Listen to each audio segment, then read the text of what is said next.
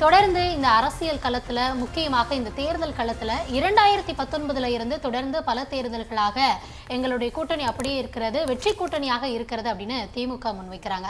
அதே போல இந்த சட்டப்பேரவை தேர்தலுக்கு ஒரு மெகா கூட்டணியை நாங்க கட்டியிருக்கோம் அப்படின்னு சொல்லி அதிமுக முன்வைக்கிறாங்க. களம் யதார்த்தம் என்னவாக இருக்கிறது? திமுக அந்த கூட்டணி பலத்தை நிரூபிப்பாங்களா? அதிமுக உண்மையிலேயே மெகா கூட்டணி எழுப்பியிருக்காங்களா? இந்த தலைப்புல தான் இன்றைக்கு விவாதத்தை நம்ம முன்னெடுக்கிறோம். முதல்ல ராம்கி அவர்கள் கிட்ட இருந்து நான் ஆரம்பிக்கலாம் அப்படின்னு நினைக்கிறேன்.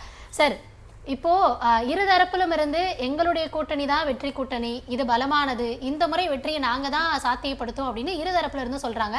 ஆனா கள யதார்த்தம் என்னவா இருக்கு? கலை யதார்த்தம் இன்னைக்கு எந்த முடிவு எடுக்க முடியாத நிலைமையில தான் இருக்குது. ரெண்டு பக்கமே மெகா கூட்டணி அப்படி சொன்னா கூட ரெண்டு பக்கமே சாதாரண கூட்டணி தான். ஸோ இந்த ஆக்சுவலா பாத்தீங்கன்னா இரண்டு தரப்புக்குமே தேவை இருக்குது. அதுல யாருக்கு அதிகமான தேவை இருக்குது அப்படிங்கறதான் பார்க்கணும்.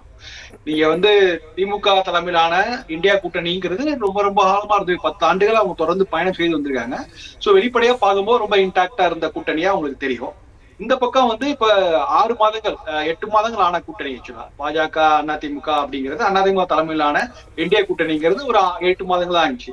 இதுல என்ன இந்த கூட்டணியோட பிரஸ்மா என்னன்னா, எல்லாரும் எல்லா இடங்களிலும் பலமாக இல்லை. ஒரு சில இடங்கள்ல பாஜக அப்பறம் எடுப்பாங்க, ஒரு சில இடங்கள்ல அதிமுக. சோ அதனால அவர் இன்டாக்ட், அதாவது இவருக்கு அவருடைய தேவை இருக்கிறது, அவர்களுக்கு இவருடைய தேவை இருக்கிறது. ஆனா இது போன்ற விஷயம் இங்க திமுக தலைமையிலான கூட்டணி இல்ல. ஏன்னா அவங்க எல்லாருமே சக போட்டியாளர்களா இருக்காங்க, எல்லாரும் வளர்ந்துருக்காங்க. மோரோவர் நீங்க மத்தியிலும் பாத்தீங்கன்னா காங்கிரஸ் அவங்களுடைய போக்கு எப்படி இருக்குன்னா, அவங்க இந்தியா கூட்டணி பார்ட்னர்ஸே பெரிய அளவுக்கு அவங்க ஒரு ஒரு உரிய இடம் கொடுப்பதில்லை. அதனால அந்த கூட்டணி இந்தியா கூட்டணிங்கிறதே ஒரு தேர்தல் காலத்து கூட்டணி மாதிரி அப்படிங்கிற நிலைமை இருக்கு. பட் பாஜக அது தொடர்ந்து அவங்க என்டிஏங்கிறதே முன்னிலைக்கு எடுத்துறாங்க. அவங்க அவங்களே 2019 அவங்களுக்கு போதுமான மெஜாரிட்டி கிடைத்த போதும் கூட அவங்க என்டிஏ கூட்டணி அப்படிங்கறத அவங்க எடுத்துனாங்க. அதான் இந்தியா முழுக்க அவங்க குறிப்பிடுறது இந்த என்டிஏ கூட்டணிங்கிற அந்த லேபிளை அவங்க ரொம்பவே விரும்புறாங்க. அந்த லேபிள் அது முகமுடியா இருந்திருக்கு அப்படி கூட சொல்லிட்டா கூட, பட் இந்த லேபிளை அவங்க விரும்பி செய்கிறார்கள். அதனால அவர்களுக்கு அதிமுகங்கிற ஒரு பார்ட்னர் தேவைப்படுகிறது. தென்னிந்தியாவில் ஒரு மிக முக்கியமான பார்ட்னரா அவங்க இருப்பாங்க. பட் காங்கிரஸுக்கு அந்த லேபிள், அந்த இந்தியா கூட்டணிங்கிற லேபிள் அவங்களுக்கு தேவைப்படவில்லை, அதை அவங்களுக்கு விரும்பவும் இல்லை.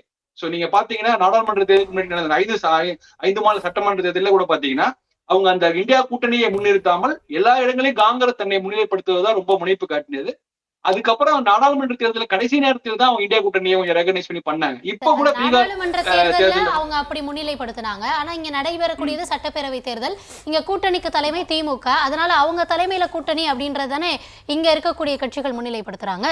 ஆமா ஆமா இந்த இடத்துல தமிழ்நாடு சட்டமன்ற தேர்தல் வரும்போது ஏன் காங்கிரஸ் தன்னை இந்தியா கூட்டணியா முன்னிலை நிறுத்துறதுங்கிறது வேடிக்கையா இருக்கு. ஏன்னா மற்ற வட இந்திய மாநிலங்கள்ல எந்த சட்டமன்ற தேர்தலையும் அவங்க இந்தியா கூட்டணியை முன்னிறுத்தாமல் காங்கிரஸ் தனித்து போட்டிடுவதை ரொம்ப ஆர்வம் காட்டினாங்க. இங்கே அவங்க அதை முன்னிலை எடுத்து நான் எங்களுக்கு உரிய பங்கு கொடுக்கணும், ஆட்சியில் பங்கு அதிகாரம் பங்குலாம் சொல்றாங்க.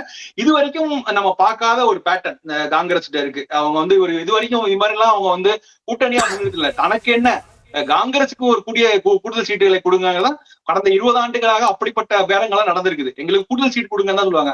ஆனா இந்த முறை என்ன பண்றாங்கன்னா, அது தவிர தாண்டி சீட்டுகளை தாண்டி எங்களுக்கு ஆட்சியில் பங்குன்னு சொல்றதாகட்டும், இந்தியா கூட்டணி தலைமையிலான அப்படிங்கிற அந்த இந்தியா கூட்டணிங்கிற வார்த்தையை சொல்றதாகட்டும், இதுல ஒரு காங்கிரஸ் ஒரு வித்தியாசமான ஒரு நிலைப்பாடு எடுக்கிறதா பார்க்க முடியுது. அதனால நீங்க இந்த கூட்டணி வெளிப்புற தோற்றத்தில் ஒரு இன்டாக்டான கூட்டணியா இருந்தாலும் நடைபெற்ற தேர்தல்கள்ல எந்த கட்சியும் கேட்கலையா? இதுக்கு முன்னாடியும் காங்கிரஸ் அதிகமான தொகுதிகள் கேட்டு அந்த பேரம் எல்லாம் நடந்து இறுதியா தானே இத்தனை சீட்டுகள் அப்படின்றது முடிவாகும். இந்த முறை அதே குரல்ல நம்ம அதை பார்க்க கூடாதா? இல்ல, நீங்க 2021 சமயத்துல நடந்த இதே இழுபறி 2021 நடந்தது. ஆனா அங்க எத்தனை இடங்கள்ங்கிறது தான் பேசப்பட்டது. கூடுதலாக கன்னியாகுமரி நாடாளுமன்ற தேர்தலில் அவங்க உறுதி செய்தாங்க. சோ அவ்வளவுதான். இப்ப பேசப்படுற விஷயங்கள் நம்ம பார்க்கும்போது பாத்தீங்கன்னா ஏகப்பட்ட ஆபத்து. உள்ளாட்சி மன்றங்கள்ல கூட எங்களுக்கு கூடுதல் இடம் வேணும் அப்படிங்கலாம் சொல்றதெல்லாம் பார்க்கும்போது ஆட்சியில் பங்கு ஏராளமான டிமாண்ட வைக்கிறதா தான் தெரியுது. சோ அதனால காங்கிரஸ் இந்த முறை வெறும் கூடுதல் சீட்டுகள் அதை மட்டும் அவங்களுக்கு ஒரு பெரிய விஷயமா பார்க்கலாம். அதை தாண்டி சில ஆஃபர்ஸும் பாக்குறாங்க.